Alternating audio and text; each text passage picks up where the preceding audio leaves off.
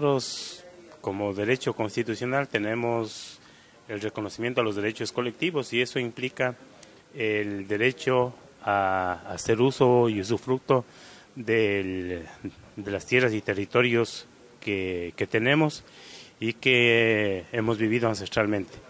Incluso parte de este derecho señala de que el Estado está en la obligación de contribuir a la legalización de esos territorios ancestrales. Uno de los conflictos que se da frente a eso es el uso estratégico de los recursos naturales y a partir de eso es considerado, por ejemplo, el petróleo, los recursos del subsuelo como bienes que pertenecen al Estado y ahí entramos en una alta conflictividad porque el gobierno del presidente Correa entre las perspectivas del modelo que tiene es un modelo extractivista de los recursos naturales. Y esto implica que ha abierto las puertas a la gran minería, sin considerar que nosotros vivimos en zonas de alta biodiversidad y además que vivimos pueblos y nacionalidades en esos territorios. Entonces, el concepto del presidente es que vivimos como pobres sentados en un saco de oro y nosotros no percibimos así. Alguna vez el presidente nos dijo, bueno, pues entonces si no quieren la minería, si no quieren el petróleo, entonces no les vamos a dar energía eléctrica, no vamos a dar otro tipo de servicios. Y les dijimos, bueno, no nos den eso. Nuestros pueblos para sobrevivir en miles de años, no hemos necesitado de la energía eléctrica y de los productos que ustedes tienen en los supermercados. La selva es nuestro supermercado. De ahí nosotros tomamos lo que necesitamos y no necesitamos de su economía ni de los productos que se producen en las industrias. Y se quedó callado, ¿no? Porque tienen la lógica de un mundo diferente al nuestro. Y por supuesto, los pueblos indígenas en esa perspectiva somos vistos como parte de una imagen frente a lo internacional. Una constitución que hace que la Pachamama reconoce los derechos de la Pachamama. Bueno, nosotros toda la vida hemos reconocido ese derecho a la Pachamama, pero bueno, ahora ya constitucionalmente se reconoce ese derecho, pero que está violentado una y otra vez por los intereses voraces de las transnacionales y de estos gobiernos que se ponen serviles hacia esas transnacionales, ¿no? La ley también señala que cualquier acción que se desarrolle en el interior de nuestros territorios y que puedan afectar la vida de los pueblos, tiene que desarrollar una consulta. La consulta prelegislativa hacia los pueblos y nacionalidades está contemplado en el convenio 169 y también en la Constitución de la República.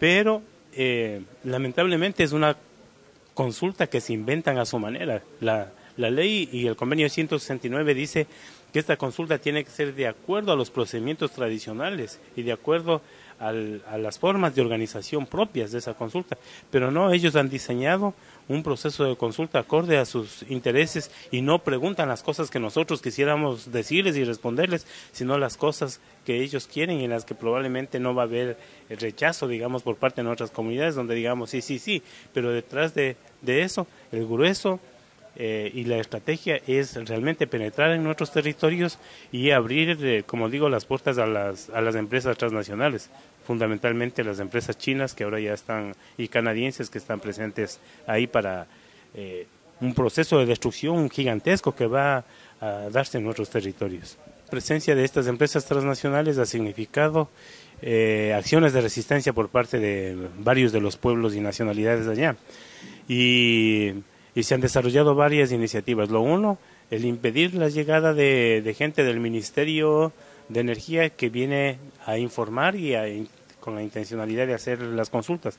Se han cerrado las puertas para que eso no se dé. En otros lados hemos impulsado lo que se llaman las consultas comunitarias propias. Es decir, nosotros mismos empujar procesos de consulta, incluso con voto universal y con invitaciones de observadores internacionales. Hemos hecho esto y hemos sacado resultados. Y esto nos ha servido para que la gente se informe, para que la gente se movilice y tenga una resolución desde la gente. Esta estrategia ha sido importante porque se ha impedido que realmente se ha postergado la presencia de las empresas mineras, ¿no? Y se ha cuestionado eso. En otras de las cuestiones hemos hecho grandes movilizaciones para resistir la presencia de la ley mismo de minería y la presencia de estas empresas. Y esto, como usted dice, ha significado que más de 200 compañeros de las nacionalidades y pueblos defensores de la Pachamama sean catalogados como enjuiciados por sabotaje y terrorismo. Y esto realmente es terrible, como a los defensores del agua, de la vida, ¿no?, nos acusan de sabotaje y terrorismo, cuando los terroristas son los que determinan ese tipo de leyes, cuando son los que abren las puertas a la gran destrucción de la Pachamama, pensando solamente en los dólares que beneficia a estas transnacionales y a ciertos grupos económicos en nuestros territorios. Los hechos comunicativos que generamos como organizaciones han permitido también trascender a los medios nacionales y también a los medios internacionales. Nosotros tenemos como experiencia que toda esta trascendencia que hacemos a través de las redes electrónicas hace que muchas veces los hechos nacionales que no son transmitidos por los medios propios llegan por los cables internacionales, y algunos medios recogen la noticia de los cables internacionales y empiezan a hacerle presente ahí en el país, al interior del país. Entonces, sí, estas acciones, estos hechos, estas acciones de movilización sí han obligado a los medios a tratar de difundir, de informar las cosas que desde los pueblos y las nacionalidades estamos denunciando y ejerciendo derechos, por supuesto. Y como pueblos y naciones preexistentes, ¿se imaginan la vida sin el territorio? No es posible, no es posible. Significa que avanzamos a procesos de homogeneización cultural, y parte de las estrategias de este Estado es diseñar un conjunto de políticas hacia pueblos indígenas definidos por ellos, no con la participación nuestra. Entonces, eso va determinando que estas acciones desde la parte educativa, ¿no es cierto? Es decir, que el proceso educativo, por más que se dice que es un proceso de educación intercultural bilingüe, la educación no se hace con docentes indígenas, no se hace en la propia lengua, no se hace en la propia cultura. O sea, es un montaje, es un proceso de homogeneización y de destrucción de la cultura.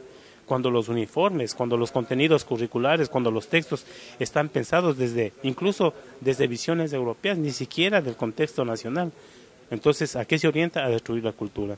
Cuando muchos de los centros educativos se cierran en las comunidades y se obligan a que los niños indígenas o dejen de estudiar o tengan que salir hacia las ciudades, ¿no?, a grandes distancias. Entonces, en los procesos de alimentación escolar no nos dan las cosas que nosotros necesitamos y las cosas del medio. Nos dan unas galletas que yo digo son súper vitaminizadas, que son galletas de astronautas, ¿no?, con unas coladas que son ajenas a la realidad cultural. ¿Y qué significa eso? Dan a la costa, a la sierra, a la Amazonía, a todos los pueblos, como si todos tuviéramos el mismo gusto, el mismo paladar. Y eso no es correcto. Nosotros, cada uno de los pueblos, si yo a ti te doy un caldo de mono, probablemente te va a parecer desagradable. Pero para los pueblos que comen ese caldo de mono es exquisito. Nosotros comemos escarabajos, probablemente para ustedes no les va a gustar los escarabajos, pero para nosotros son exquisitos, ¿no? Entonces, esta galleta no tiene las mismas necesidades nutricionales para costa, sierra y Amazonía por problemas de clima, por problemas de temperatura, de trabajo, etcétera. Entonces, ¿qué tiene que hacer? Entonces, se está dando un proceso de homogeneización del paladar para imponernos a decir los productos industrializados que se nos venden en supermercados y en las ciudades. Y colonizar también desde el paladar ya nuestras comunidades. Y así, entonces lo que se está haciendo en la práctica, forzando también a que nosotros migremos hacia las ciudades, con todas estas cuestiones que digo, y llega un momento en que nosotros salimos y abandonamos el campo. Y entonces las empresas transnacionales y el gobierno van a posesionarse, entonces ahí sí, de esas tierras, para apropiarse de las fuentes de agua en los páramos, para apropiarse de la selva, ¿no es cierto?, de la madera. La mayor cantidad de madera está en los territorios indígenas. Y entonces, claro, eso quieren expulsarnos de ahí para ellos empujar todo un proceso de destrucción de la selva y saqueo de las especies madereras. Y así nosotros, con la cuestión minera, la cuestión petrolera, ese es el proyecto que tienen, ¿no? Bueno, gracias, hermano. Yo les agradezco a ustedes y que sigan adelante en estos procesos de comunicación. Muchas gracias.